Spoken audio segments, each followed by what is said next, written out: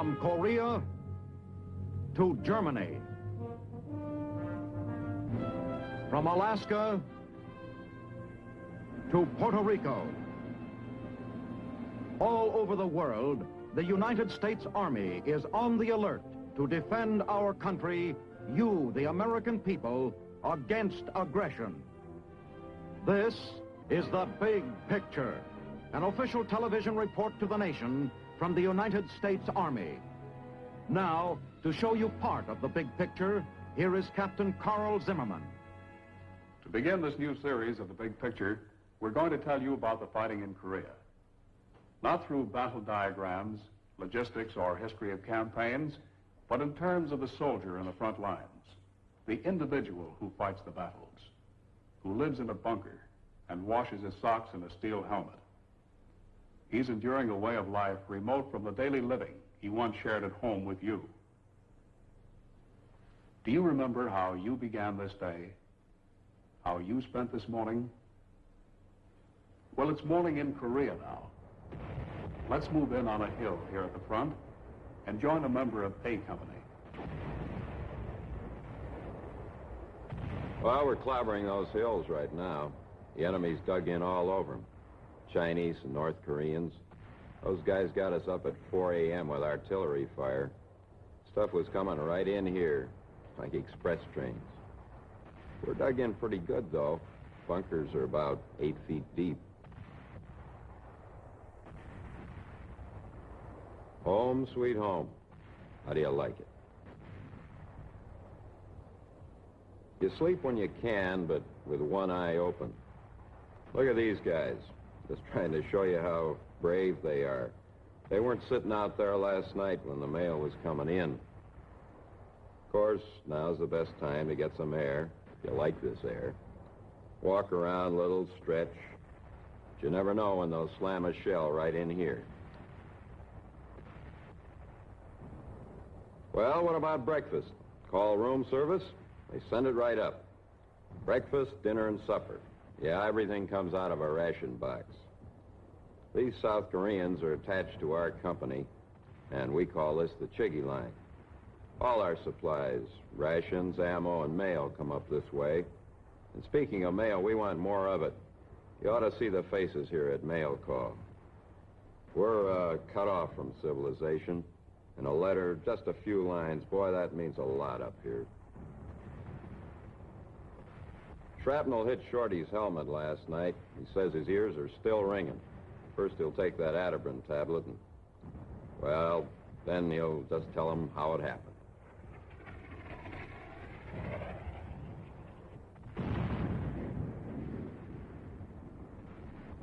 Let's move out now with these men of a counterfire platoon, 223rd Infantry Regiment. They're looking for the position of an enemy gun that's been shelling our lines. Right now, they've got to find a place to set up some of their equipment. It'll record the sound of this gun and allow them to figure out the exact direction it's firing from. Well, let's go to the top of the hill with them now, where they'll set up some microphones. Guess you men do a lot of climbing in this job. Boy, you ain't kidding. Seems like all this country is uphill. Anybody want a job as a mountain goat? You know what I'm going to do when I get back home?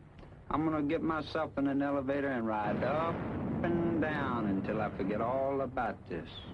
You want to tell them what's going on now? Well, while these men are deciding where to plant the microphones, a second counterfire team is getting into position on another hill. There, they'll record the sound of the enemy gun from a different vantage point. Data supplied by both teams will be used to pinpoint the position of the gun. Although used towards the end of the last war, these sound locators have really come into their own here in Korea.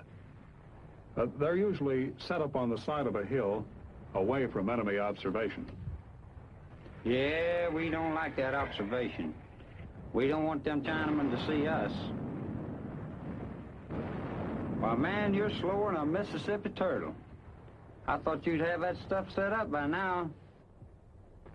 Looks like I gotta do it all by myself. What do you see up on top of that hill?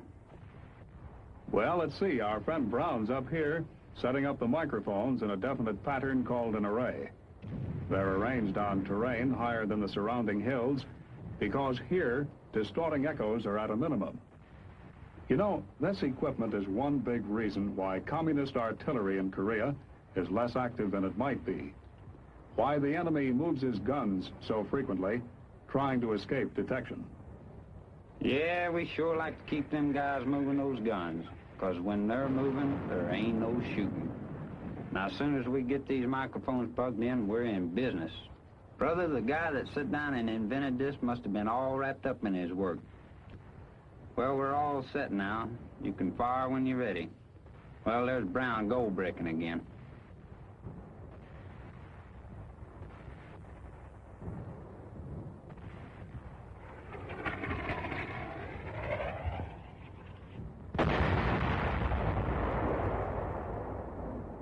Now the machine goes to work. That blast of the enemy gun has been recorded as a visual image. And now data supplied by the sound locator is gathered and transferred to a computing board where the men can figure the exact direction of the sound picked up by the microphones on the hill. The first step towards silencing that enemy gun.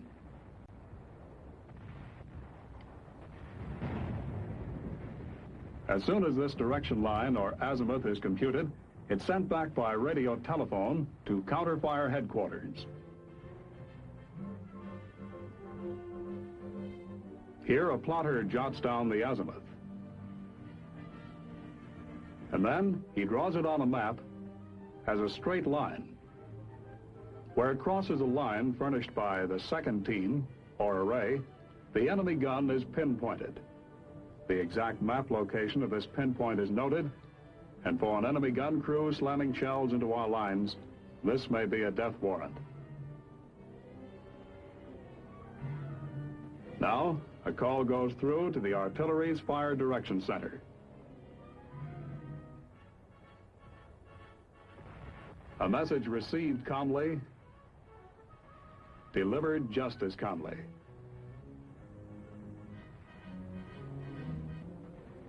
Within seconds, it's checked by an intelligence officer, and the order goes out to an artillery battery.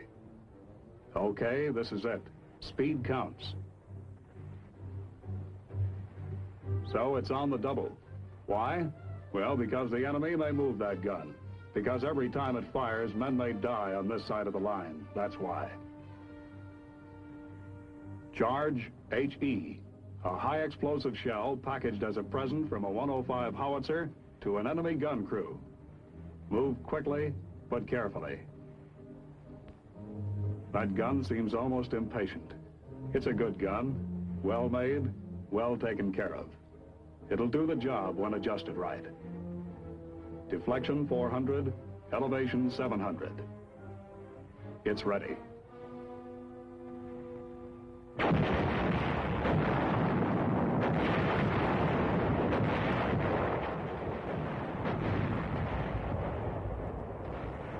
Hey, Sarge, how we doing?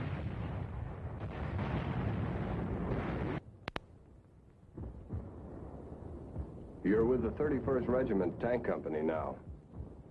That's our CO briefing us for a mission on Hill 1062. We know all about it. A fortress 3,500 feet high, 20,000 Chinese on it. He says we get artillery and air support. We'll need it. Reminds me, I got a letter the other day. Says, guess you can't use tanks in those mountains. What do you do all day? Polish the brass? Yeah, that's right. Nothing to do but polish the brass. Sit around, shine up our tanks real pretty.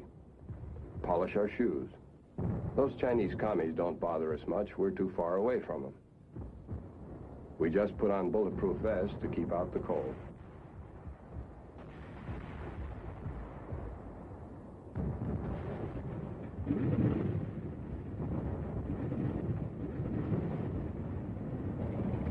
Well, here we go. Not a bad day for some things.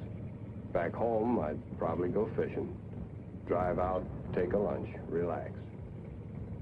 I'll do that again someday. I hope. Well, there's one good thing about being in the lead tank. No dust.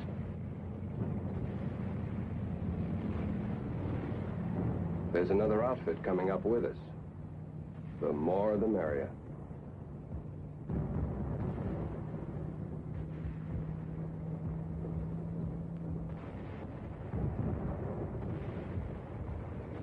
That's 1062 up ahead. A big beehive with a lot of stingers. While our tanks move into position, they get protective fire from 7th Division artillery and a hot reception from the enemy.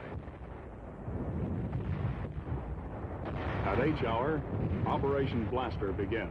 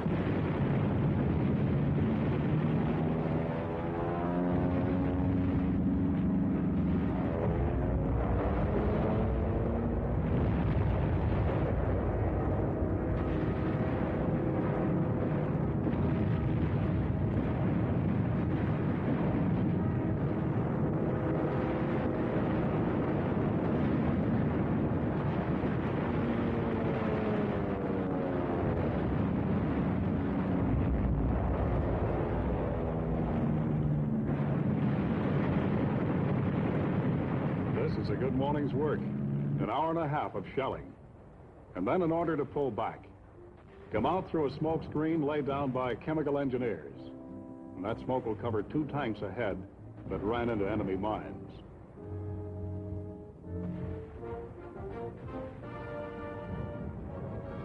The other tanks are undamaged. For their crews, the show is over.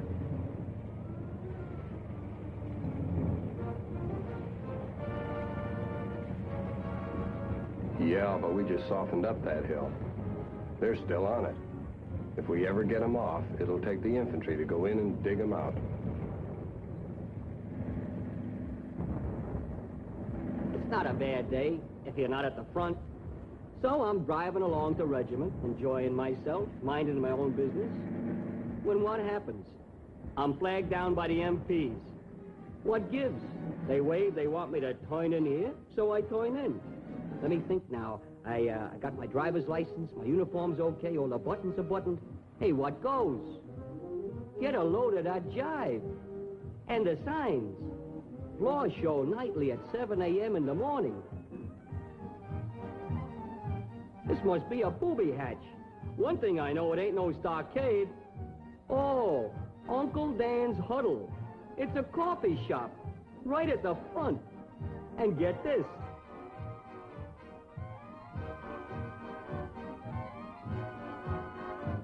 Donuts and coffee for free yet. So now it comes out. The MPs run this joint, and it ain't no pinch. Hey, these guys are all right. So's the coffee. You can drink it.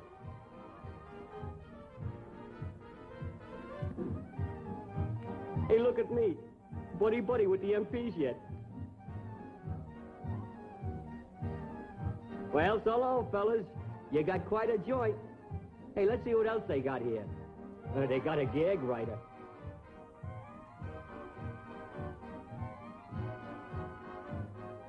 Hot turkey sandwiches every Sunday afternoon at 7 a.m. Formal dance June 31st and bring your best girl. Well, I could dilly-dally around here all day. But the boys have got to get their mail. So I'm off to the races. This is the Punch Bowl, scaled and captured by the Army's 2nd Division. Now we can drive up along this road, built by the engineers, with a convoy of trucks carrying supplies to the men holding these mountains. This road is zeroed in by enemy guns, and it's a hard climb up here, even for trucks. It ends against the steep wall of the mountain, where a human assembly line takes over. They move the rations, ammunition, and barbed wire. Move in as much as they can in case the road is closed by enemy artillery or deep mud. That happens frequently.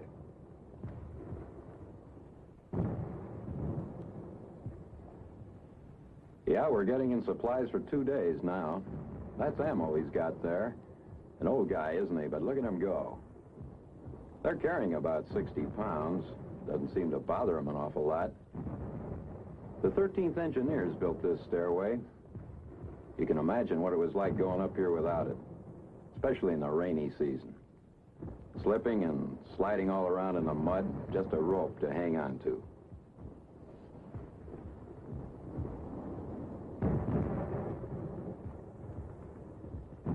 Well, this is the first step, but the line companies are 2,000 feet straight up from here. But we've got the next trip made. Leave it to those guys and the engineers. They build us a cable car, or a tramway as they call it.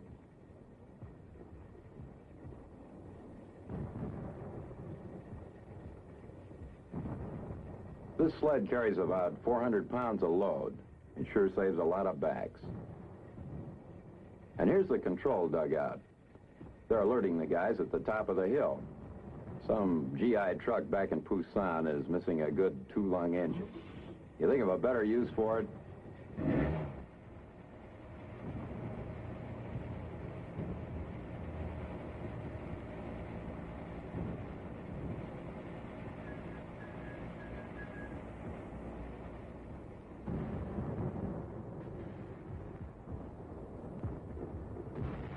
Four and a half minutes to go 2,000 feet.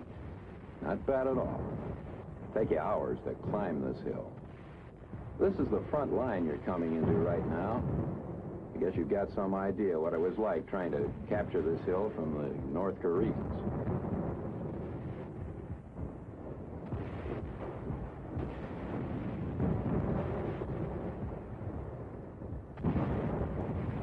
We have to keep a chiggy line up here, too.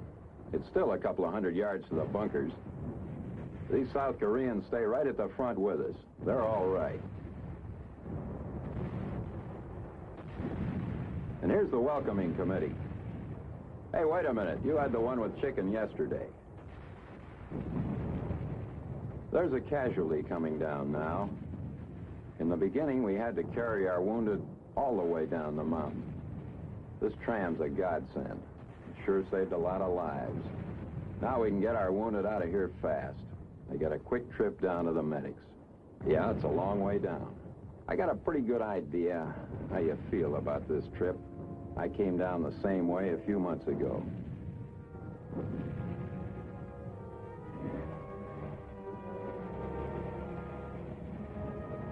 Four and a half minutes in the air, all alone, nothing but sky to look at.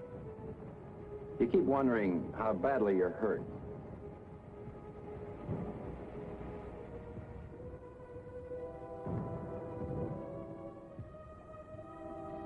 Yeah, it's good to hear the chaplain and the other boys tell you everything's going to be all right. You're okay. I know I felt kind of important with everybody fussing over me. The guys will miss you, your buddies up on the hill. Some of the best friends you've ever had, or ever will have, maybe. And you'll miss them, too.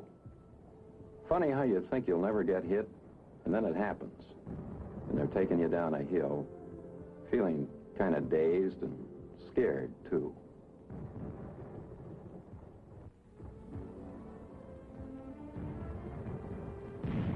A signal to bring in a helicopter. These medics sure know all the right things to do. And they keep fussing over you until that egg beater arrives.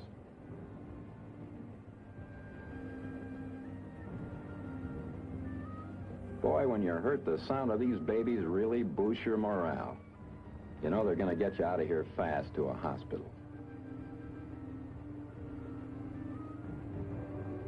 As they strap you on and put that hood over your head, propeller sounds like a big bird flapping his wings over you. Then you're in the air, flying along about 80 miles an hour. Just a few minutes to hear. Lying on your back way up there, wind rushing around you. 1,000 thoughts going through your mind like, well, what happens to me next? And then you feel yourself going down into a different kind of world, far from the front lines, where it's quiet, where there are beds, white sheets, yeah, and nurses, American gals, to look after you. Right about now, well, you wonder how your folks will take that telegram from the Army. How does it begin? Something like, "We regret to inform you." You wish you could be there with them then. Let them hear you say, "I'm all right, and don't worry. They're treating me good." Men leave the front about once a week for other reasons, less serious but nonetheless important. A bath or a shower. The management welcomes you to Macon Springs.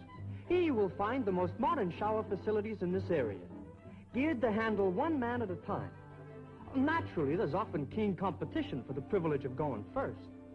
But every customer here takes a chance, gladly. Beautifully located in the middle of nowhere, Macon Springs attracts visitors from every bunker in this area.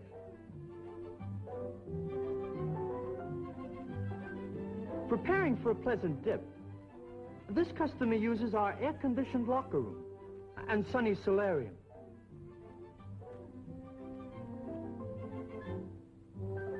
Then just turns the knob and waits. We call on our power plant, the best, the most modern equipment available. A Jeep and an airplane oil pump we picked up back at Kimpo. A surge of power, and the water begins to flow. And some of it flows through the pipe. All the way to our boiler and water heater. Really an oil drum and some shell casings. 30 custom-made pipes, made from beer cans. And the water is piping hot. Well, almost anyway. Please note the tile walls, the ventilating system, the indirect lighting, and the towel rack. Hurry up, Junior. You'll be late for the country club dance. Getting towards evening now. Dinner time, and a hot meal has been prepared here. Packed into Marmite cans to keep it warm for the men on the top of the hill. Usually they get hot chow at least once a day, brought up to them during a lull in the fighting. Inside those cans, there's a full-course meal and everything that's needed to serve it. Barbed wire and trees embedded with steel. That's all you see on your way to the dinner table, a long climb away. A typical path to the front lines, where nobody takes hot food for granted. On the top of the hill, men have been looking forward to this moment. That's no lie. You won't hear any complaints about this food. We're darn glad to get it. Look at those faces. Of course, the fruit salad usually ends up in your mashed potatoes. And the coffee's high-powered. But it keeps you going. That's the idea. And with a little moo juice, it tastes okay. Anyway, you stoke up while you can, because the night ahead will be long and busy. We know that. Especially if you're going out on a patrol across the lines. That's when you need all the energy you can get. No, we don't look forward to the night. We think a lot about the future and the past.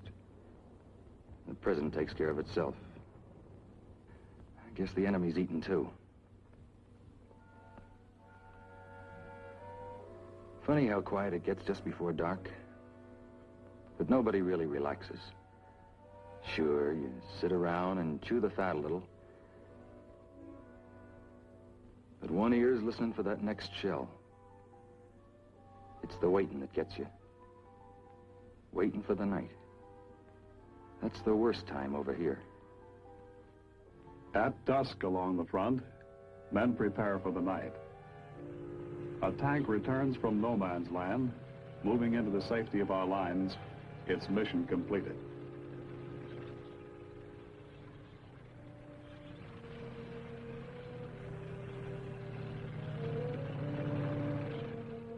Enemy positions are watched carefully.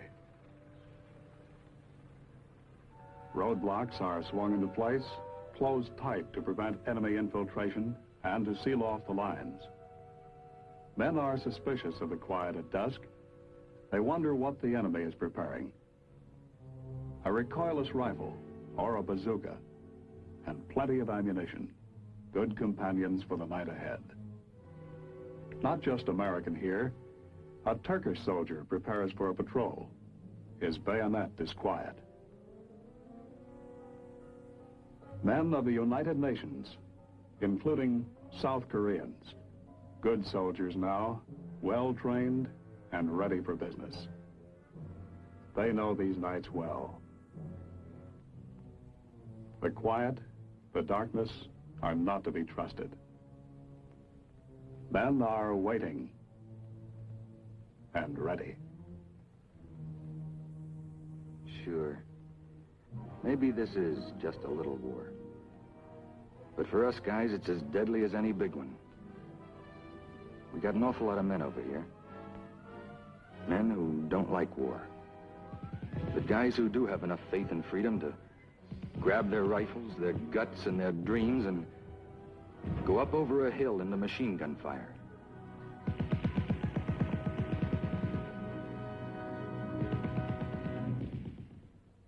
Well, that's it. A day. One of many days in Korea. In the weeks to come, we'll talk about our latest weapons. Our tanks, our guided missiles, and our big guns. We'll talk about armies and divisions. But today, we've shown you our most important, our greatest weapon, the American soldier.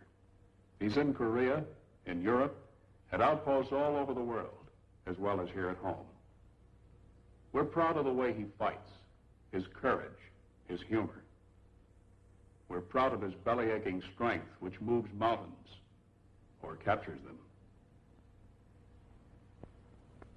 Next week on The Big Picture, we'll take you to Walter Reed Army Medical Center in Washington, D.C. This is Captain Carl Zimmerman inviting you to be with us then. The Big Picture is a weekly television report to the nation on the activities of the Army at home and overseas, produced by the Signal Corps Photographic Center, presented by the U.S. Army in cooperation with this station.